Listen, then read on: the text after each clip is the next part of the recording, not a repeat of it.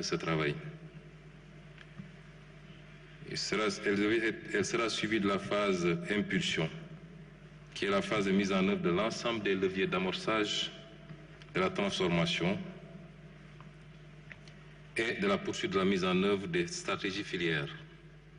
Et enfin, une troisième phase, la phase accélération, qui devait nous permettre, comme son nom l'indique, d'accélérer la politique de développement des filières et de visibiliser la croissance engrangée à l'horizon 2050. Si vous regardez ce graphique, vous vous rendrez compte que, et ça nous permet de répondre à une question, parce qu'on a l'habitude d'entendre dire que nous demandons aux Sénégalais de patienter jusqu'en 2050. Si vous voyez les courbes qu'il y a au-dessus de ce graphique, vous vous rendrez compte que les phases ne s'excluent pas.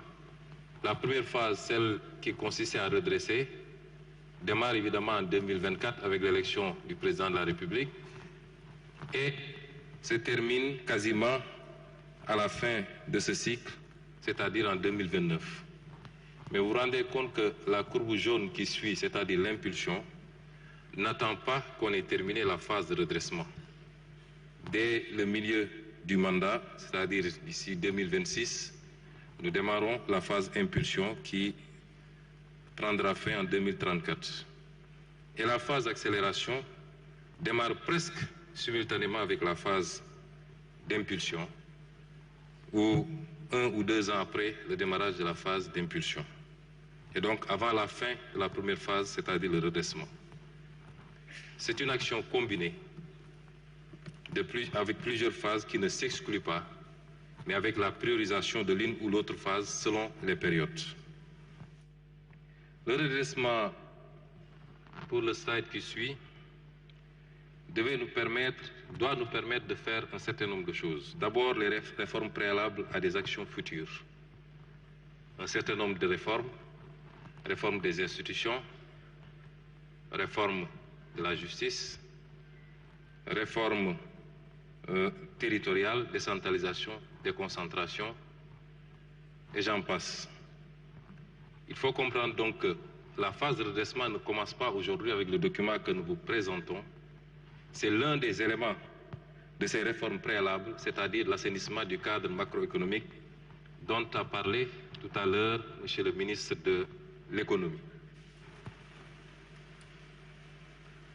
Il faut comprendre donc que cette phase de redressement a démarré depuis les premiers jours du mandat, puisque le président de la République a convoqué les assises de la justice, ça fait partie de la phase de redressement, les assises politiques, ça fait partie de la phase de redressement, un certain nombre d'états généraux sectoriels ont été organisés dans le secteur de l'industrie et du commerce, dans le secteur de l'hydraulique, dans le secteur du transport, entre autres. Toutes ces opérations s'incrustent dans cette phase de redressement. Et donc, vous pouvez situer l'opération, l'exercice d'aujourd'hui dans cette première partie, c'est-à-dire les réformes préalables à des actions futures, dans le sens qu'il concerne un des points, l'assainissement du cadre macroéconomique et l'impact de cet assainissement sur l'économie et sur le social. La deuxième phase, le deuxième élément de cette phase de redressement, c'est les réformes techniques qui préparent le terrain pour le développement d'autres services. Vous aurez dans ces réformes techniques les réformes sur le plan du numérique, par exemple. L'identité numérique unique est un élément important de cette phase. J'allais dire même tout ce qui a été conçu dans le New Deal technologique. Et la troisième phase, c'est la bonne gouvernance et la reddition des comptes. Je crois que sur le terrain de la bonne gouvernance, des actes substantiels ont été posés.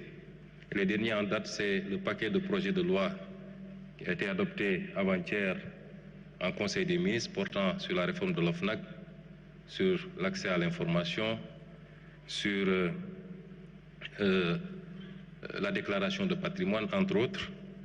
Et sur la reddition des comptes, le travail se poursuit méthodiquement dans le respect des règles de droit.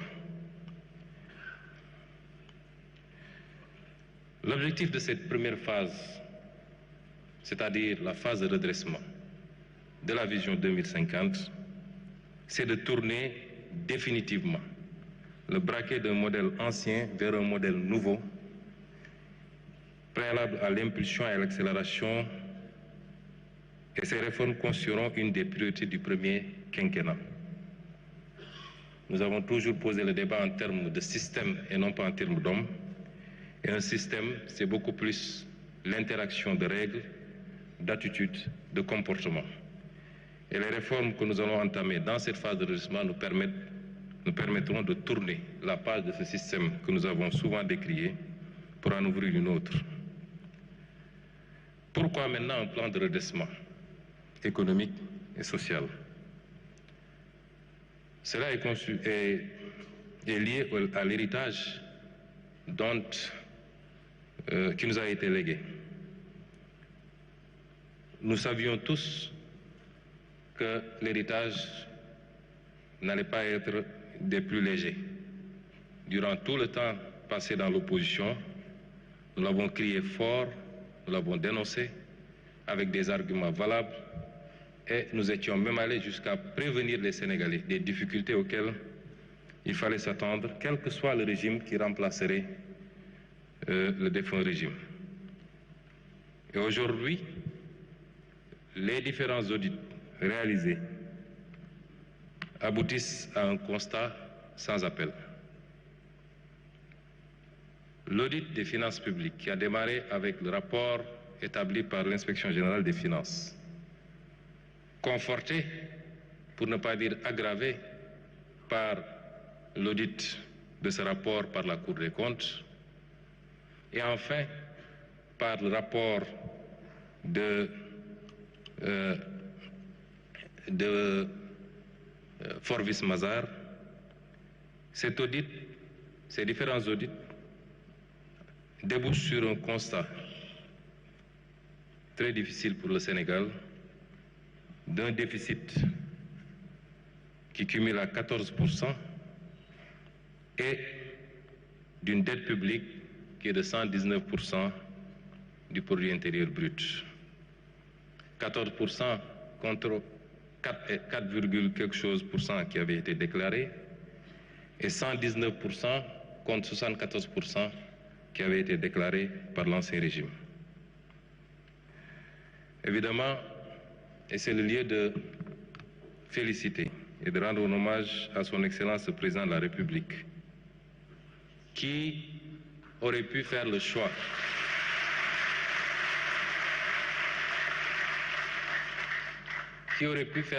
de la dissimulation.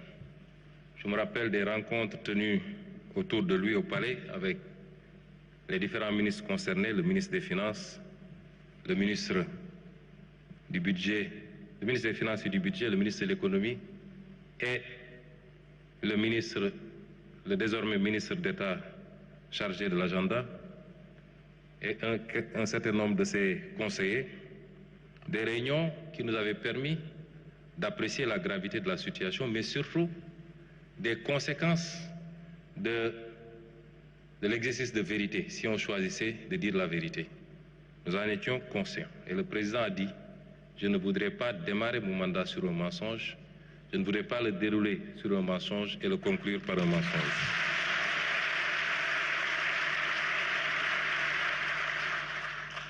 Et cet exercice de vérité a pour conséquence le respect difficile des engagements internationaux. Mais le Sénégal a tenu et jusqu'à présent, nous avons respecté notre signature, nous avons respecté nos engagements internationaux, sans pour autant que ça n'empêche le pays de continuer à faire face aux défis cruciaux à l'intérieur. C'est le lieu ici également de féliciter et de rendre hommage au ministre